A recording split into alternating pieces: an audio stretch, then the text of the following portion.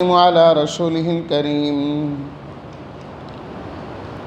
أما بعد فأعوذ بالله من الشيطان الرجيم بسم الله الرحمن الرحيم وإن كنتم في ريب مما نزلنا على عبدنا فأتوا بسورة من مثله وادعوا شهداءكم من دون الله إن كنتم صادقين فإن لم تفعلوا ولن تفعلوا فاتقوا النار التي وقودها الناس والحجارة أعدت للكافرين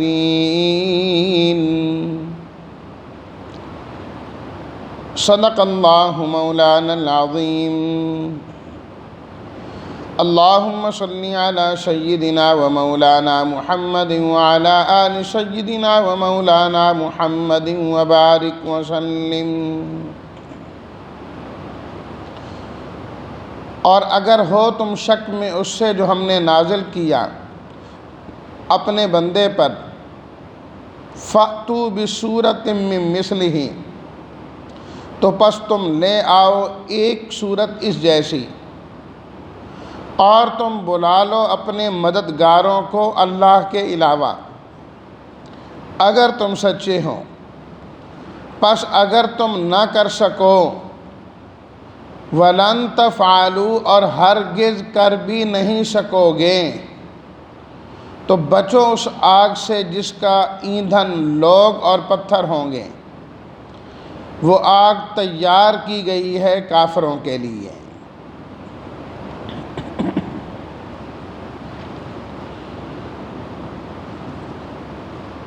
21 اور 22 نمبر آیت میں اللہ تعالیٰ نے عقیدہ توحید کو بیان فرمایا۔ عقیدہ توحید کے بعد دوسرا اہم ترین عقیدہ وہ ہے عقیدہ رسالت، نبی کریم صلی اللہ علیہ وسلم کی ذات پر ایمان لانا۔ اللہ تعالیٰ نے جتنے بھی انبیاء کرام علیہم الصلاۃ والتسلیمات بھیجے ہیں ان تمام پر ایمان لانا ضروری ہے، اور آخری نبی حضرت محمد صلی اللہ علیہ وسلم ہیں۔ اللہ تعالیٰ نے ہر نبی کی صداقت کے لیے اور سچائی کے لیے کوئی نہ کوئی معجزہ ان کے ساتھ اتارا، ان کو معجزہ عطا کیا جس کے سامنے سارے لوگ عاجز ہو گئے، اور ان کی نبوت کی وہ علامت تھی، صداقت کی نشانی تھی، لوگ ایمان لائے۔ یہ قرآن مجید وہ معجزہ ہے جو اللہ تعالیٰ نے نبی کریم صلی اللہ علیہ وسلم کو عطا فرمایا ہے۔ یہ آپ کی رسالت کی، صداقت کی نشانی اور علامت ہے۔ معجزہ کہتے ہیں جس کے سامنے سب عاجز ہو جائیں، کوئی اس جیسی چیز لا ہی نہ سکے۔ اللہ تعالیٰ نے جتنے انبیاء کرام علیہم الصلاۃ والتسلیمات بھیجے، اس وقت جو چیز سب سے زیادہ عروج پر تھی، اللہ نے معجزہ بھی ویسے ہی عطا کیا کہ تم عروج پر ہو، بلندیوں پر ہو، اگر تم یہ کہتے ہو کہ یہ چیز اور یہ معجزہ جو ان کو عطا کیا گیا ہے یہ اللہ کی طرف سے نہیں ہے، تو پھر تم بھی اس جیسا بنا کر دکھا دو۔ قوم سمود پہاڑوں کو تراش تراش کے گھر اور محلات بنایا کرتے تھے، قرآن مجید میں ذکر ہے، بڑی کھیتیاں اور کیا سے کیا تھا ان کا۔ اللہ نے معجزہ کیا دکھایا؟ جن پتھروں کو تراش کے وہ گھر بناتے تھے، اللہ نے اسی پہاڑ اور پتھر میں سے زندہ اونٹنے نکال کے دکھا دیے کہ اب کر کے دکھاؤ۔ عاجز۔ سلیمان علیہ الصلوۃ والتسلیمات کے زمانے میں جنات اور یہ چیزیں بہت زیادہ بڑے بڑے محل تیار کرتے اور کیسے کیا ہوتا۔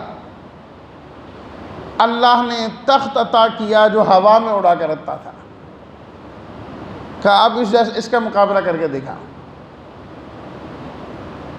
اس کا مقابلہ کر کے دکھا۔ موسیٰ علیہ الصلوۃ والتسلیمات کے زمانے میں جادو عروج پر تھا، بڑے بڑے جادوگر حکومتوں کے ساتھ تعاون کرنے والے، ان جادوگروں کے ذریعے حکومتیں چل رہی ہیں۔ اللہ تعالیٰ نے موسیٰ علیہ الصلوۃ والتسلیمات کو جو معجزہ عطا کیا کہ لاٹھی سانپ بن جاتی اور ہاتھ جب بغل میں ڈالتے ہیں تو 14ویں کی چاند کی طرح چمکنے لگ جاتا ہے، کہ آپ کر کے دکھاؤ۔ مان گئے، عاجز آ گئے، یہ کام ہم نہیں کر سکتے۔ فرعون زبردستی ان کو مقابلے میں لایا بھی صحیح، انہوں نے اپنی رسیوں کو سانپ بنایا بھی صحیح، لیکن موسیٰ علیہ الصلوۃ والتسلیمات نے جب عصا پھینکا تو سب سانپوں کو نگل گیا۔ وہی جادوگر جو مقابلہ کرنے کے لیے آئے تھے، اب کیا ہوا؟ ایمان لانے والے بن گئے، کیونکہ ان کو حقیقت سمجھ میں آ گئی کہ ہم نے جو کچھ کیا ہے یہ تو جادو ہے، یہ تو نظر کا دھوکہ ہے، اور موسیٰ علیہ الصلوۃ والتسلیمات نے جو کچھ کیا ہے یہ نظر کا دھوکہ نہیں، حقیقت میں لاٹھی سانپ بن گئی۔ تسلیم کیا انہوں نے اس بات کو۔ عیسیٰ علیہ الصلوۃ والتسلیمات کے زمانے میں حکمت عروج پر ہے، ماہر سے ماہر حکیم موجود ہیں، بڑی سے بڑی بیماریوں کا علاج ہو رہا ہے،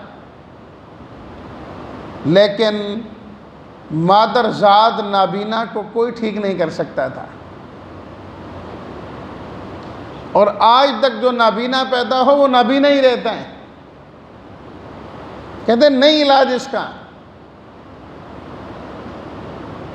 اللہ نے حضرت عیسیٰ علیہ الصلوۃ والتسلیمات کو یہ معجزہ عطا کیا، وَأُبْرِئُ الْأَكْمَحَ وَالْأَبْرَصَ وَأُحْيِي الْمَوْتَىٰ بِإِذْنِ اللَّهِ۔ نابینا کے منہ پر اور آنکھوں پر ہاتھ پھیرتے تھے تو بینا ہو جاتا تھا، بِإِذْنِ اللَّهِ۔ فرمایا یہ میرا کمال نہیں، یہ اللہ کے حکم سے ہوتا ہے۔ کوڑ کی بیماری والا، فرمایا ہاتھ پھیرتا ہوں اللہ اسے شفا عطا کر دیتے۔ وَأُحْيِي الْمَوْتَىٰ بِإِذْنِ اللَّهِ، اور میں مردہ کو زندہ کر دیتا ہوں اللہ کے حکم سے۔ عاجز آگے سب، معجزہ کا معنی ہی عاجز کرنا۔ نبی کریم صلی اللہ علیہ وسلم کے زمانے میں عرب فصاحت اور بلاغت کی انتہا کو پہنچے ہوئے تھے،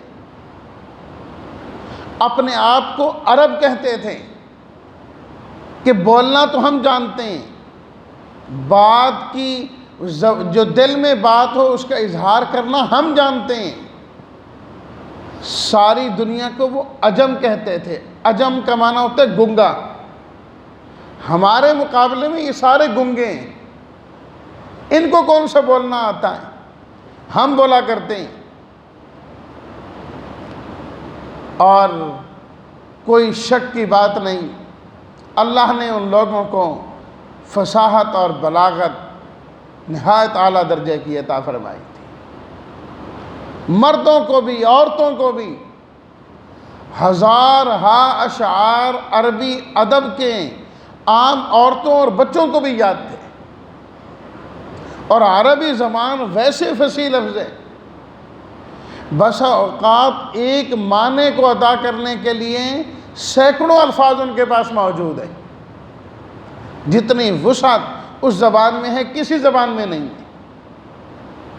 اور آپ ان کی فصاحت اور بلاغت کا اندازہ خود اس بات سے لگائیے کہ اللہ تعالیٰ نے قرآن جو عربی زبان میں ہے اسے لغت قریش میں نازل فرمایا، لغت قریش میں نازل فرمایا۔ بے شمار ان کے واقعات، ان کی فصاحت اور بلاغت کے بڑے بڑے واقعات وہ ان الفاظ سے حل کر لیا کرتے تھے۔ اللہ اکبر، قاتلوں کو ڈھونڈ لیا کرتے تھے ان الفاظ سے۔ ایک بڑا شاعر تھا عرب کا، دشمنوں نے پکڑ لیا اسے،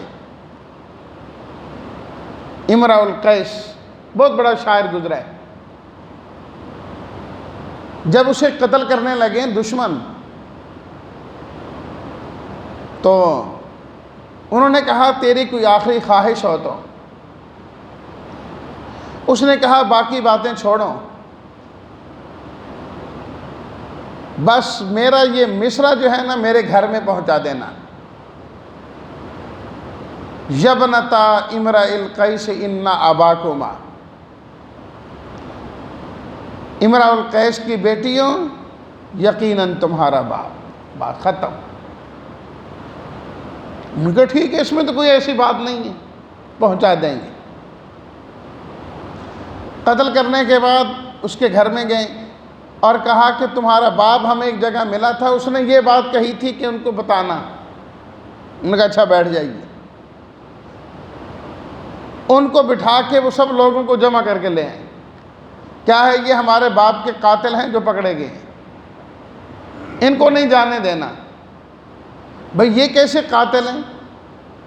کہا کہ ہمارے باپ نے کہا نا یبنتا امرؤ القیس ان اباکما، اے امرؤ القیس کی بیٹیوں بے شک تمہارا باپ۔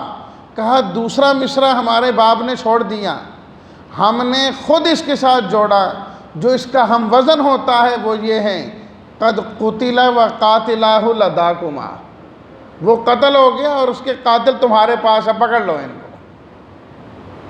یہ ان کی فصاحت اور بلاغت تھی، حاضر دماغی تھی کہ شعر کا ایک مصرع کہا ہے، دوسرے مصرع کو خود لگا کے انہوں نے پکڑ لی۔ ناز تھا ان کو۔ نبی کریم صلی اللہ علیہ وسلم کی آمد ہوئی، آپ تشریف لے آئے، اعلان نبوت ہوا، اور نبی کریم صلی اللہ علیہ وسلم نے سب سے پہلے تو اپنی زندگی ان کے سامنے پیش کی۔ سب کو بلایا، فرمایا دیکھو لقد لبثت فیکم عمرا من قبلہ، میں نے اس سے پہلے 40 سال زندگی کے تمہارے ہاں گزارے ہیں، تم بتاؤ تم نے مجھے کیسا پایا ہے؟ حل وجدتمونی صادقا ام کاذبا، 40 سال میں کیسے پایا جس پہ بچپن بھی ہے، جوانی بھی ہے، اور عمر کا یہی حصہ ہوتا ہے جس میں انسان راہ راست سے ادھر ادھر بھٹک سکتا ہے۔ اس کے بعد تو 40 کے بعد تو بھٹکے ہوئے بھی سیدھے راستے پہ آنا شروع ہو جاتے ہیں، صحیح ہونا شروع ہو جاتے ہیں کہ نہیں یار بہت ہو گیا، اب جو ہے نا درست ہو جانا چاہیے، اور اپنے معبود کو جس کو بھی وہ معبود سمجھتے ہیں اب اس کو راضی کرنے کی فکر میں آتے ہیں۔ 40 کے بعد آہستہ آہستہ انسان بدلنا شروع ہو جاتا ہے، نظر آتا ہے کہ اب ہر آنے والا دن مجھے موت کے قریب کر رہا ہے، کوئی پتہ نہیں کس وقت چلا جاؤں۔ اس سے پہلے جوانی کا قوت کا نشہ اور طاقت کا نشہ ہوتا ہے۔ فرمایا بتاؤ یہ ساری زندگی میں نے 40 سال تمہارے ہاں گزاری ہے، کیسا پایا؟ سب نے یہی کہا، جربناک مرارا ما وجدناک الا صادقا و امینا، ہم نے ہمیشہ تجربہ کیا ہے، آپ کو سچا پایا ہے اور امانت دار پایا ہے۔ گویا کہ نبی کریم صلی اللہ علیہ وسلم کی جو اپنی ذات تھی وہ بھی ایک معجزہ تھی، اپنی ذات۔ اور جس طرح میں نے کل جمعہ میں بھی اسی پر بات کی